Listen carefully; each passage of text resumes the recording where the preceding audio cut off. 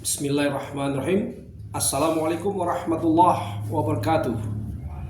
Para pemirsa Perrijali, program reportase pejalan kaki, dan juga para pemirsa Blakutak, Blantika Kupasan seputar kita. Alhamdulillah, bisa kita berjumpa lagi di hari Jumat 17 Januari 2025. Insyaallah pemirsa dan kita semua dalam keadaan sehat walafiat, dan yang sedang sakit insya Allah diberikan kesembuhan oleh Allah Subhanahu wa Ta'ala. Amin, amin, amin ya Rabbal Alamin.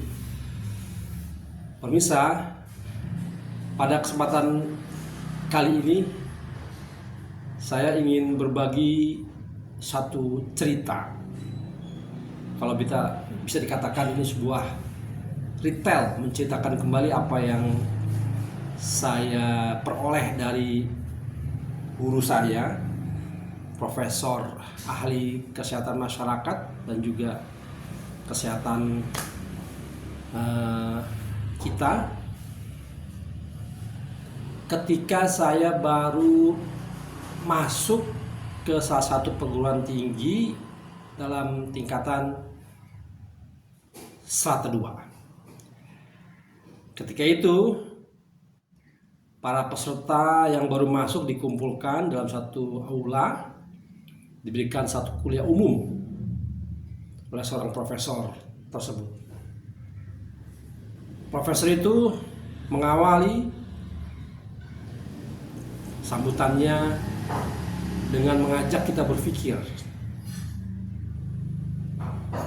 apa itu fakultas yang kita masuki. Kebetulan kita memasuki Fakultas Ilmu Sosial.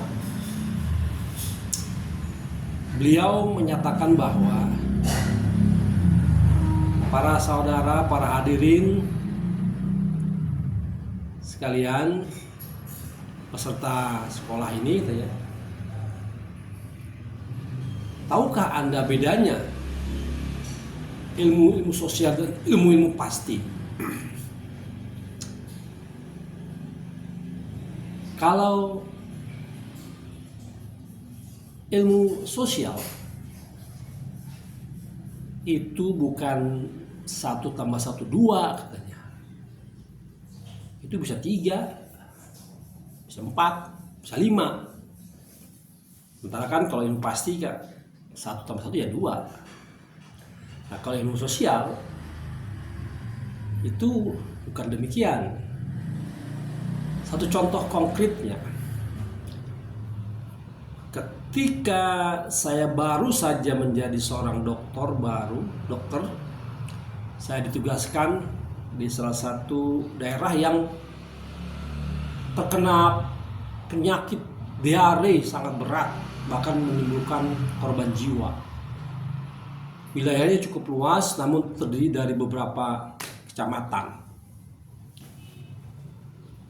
Lalu saya sebagai dokter baru diminta untuk membantu mengatasi permasalahan penyakit tersebut. Nah, berdasarkan teori-teori kedokteran, saya langsung menyangka ini karena masyarakatnya hidupnya kurang bersih.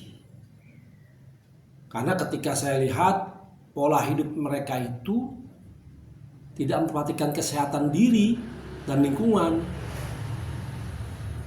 Sebagai contoh, ketika mereka mau buang air besar,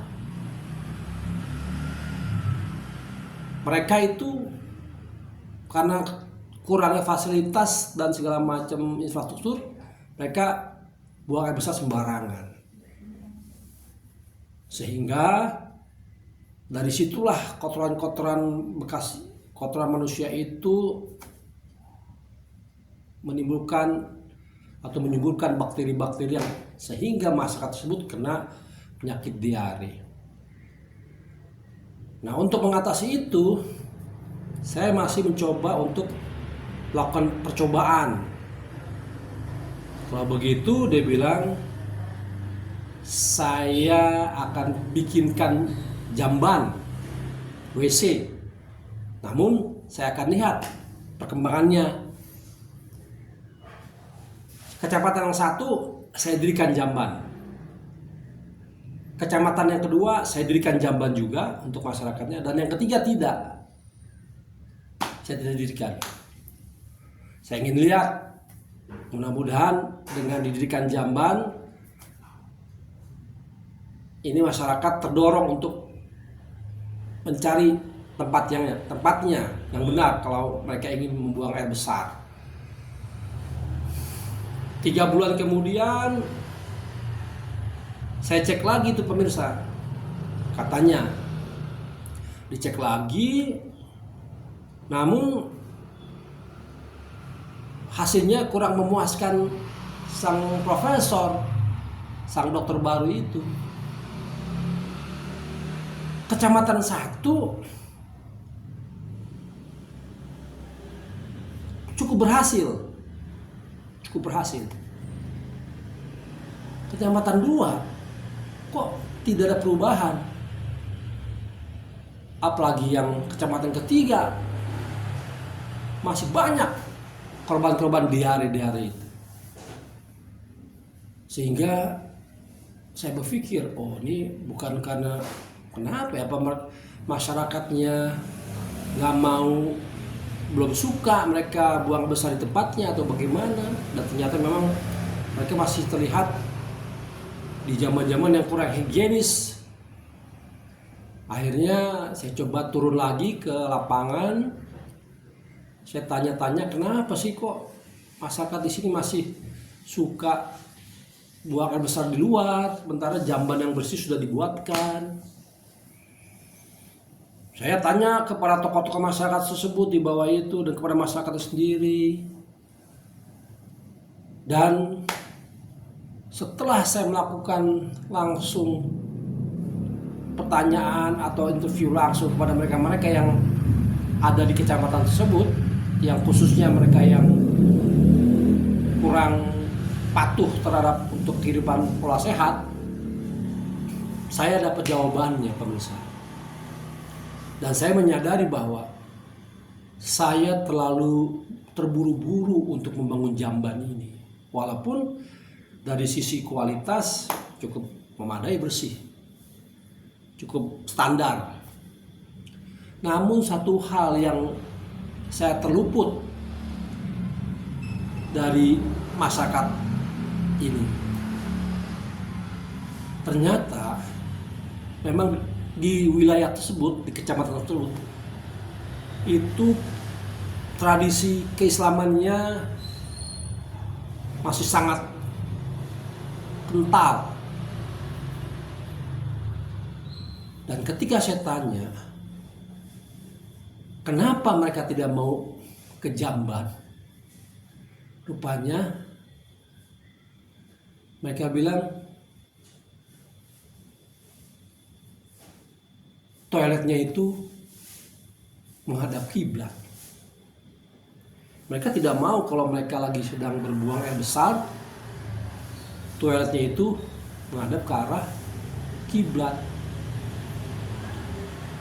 Disitulah saya baru memahami bahwa oh, nilai-nilai sosial yang ada di masyarakat ini sangat beda, gitu, sangat beda.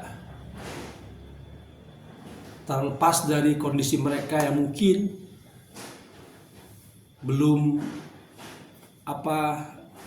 didominasi oleh perkembangan teknologi ataupun informasi lainnya, saya coba menyadari bahwa apa yang profesor itu buat atau dokter muda itu buat itu kurang lengkap, sehingga dia bongkar itu jambannya.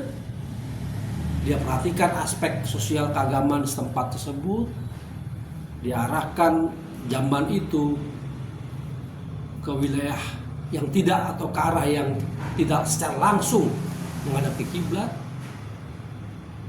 Dan di situ saya melihat bahwa masyarakat itu langsung menggunakan jamban yang telah dibangun oleh kita. Itu cerita dari seorang profesor, ahli sosial, ahli kemasyarakatan, yang menyebutkan bahwa ilmu sosial itu tidak sama dengan ilmu pasti. Artinya tidak matematika gitu. Artinya banyak aspek yang harus dipertimbangkan di dalam melakukan satu kegiatan atau pembangunan. Ini buat saya sangatlah terkesan, mengesankan, karena kita ini terbatas memang di dalam mengamati apa yang terjadi di lingkup sosial kita. Jadi jalannya adalah kita harus sering turun ke jalan, bertanya permasalahan-permasalahan yang dihadapi. Semoga dengan demikian data-data tentang permasalahan yang ada bisa kita kumpulkan secara lebih komprehensif, sehingga apa yang dijalankan atau dilaksanakan atau direncanakan minimal secara mendapat target atau mencapai target. Mungkin itu pemirsa, berbagi informasi yang saya peroleh dari profesor saya. Semoga beliau dalam keadaan sehat walafiat, dan kita sebagai murid-muridnya bisa terus mengamalkan apa yang disampaikan oleh profesor kita tadi dan menjadi pegangan kita di dalam hidup bersosial. Demikian, Assalamualaikum warahmatullahi wabarakatuh.